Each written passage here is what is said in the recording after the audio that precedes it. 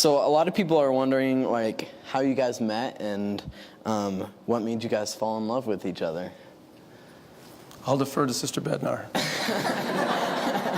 That's because I'll tell it the right way.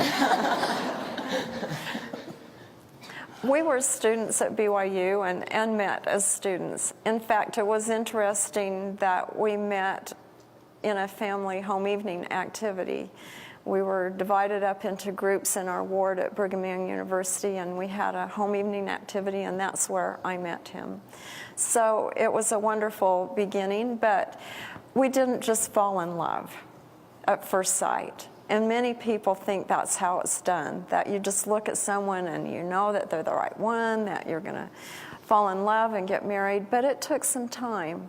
So I encourage youth to not just go on a date with someone one time and say, well, that person's not for me.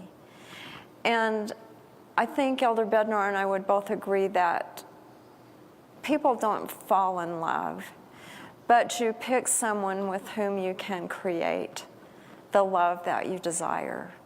So we've spent 40 years of being married and creating that love. And I can honestly say that we're more in love today than we were 40 years ago. Now, 40 years to you sounds like a long, long time, and it is. But it is just wonderful. We celebrated just about 6 weeks ago our 40th wedding anniversary. And it's been a wonderful 40 years of learning and growing and becoming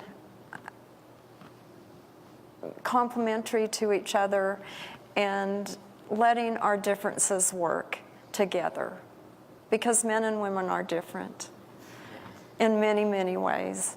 But it's been wonderful as we've tried to let those unique characteristics that each one of us has build a wonderful and lasting relationship that will endure not only time, but eternity.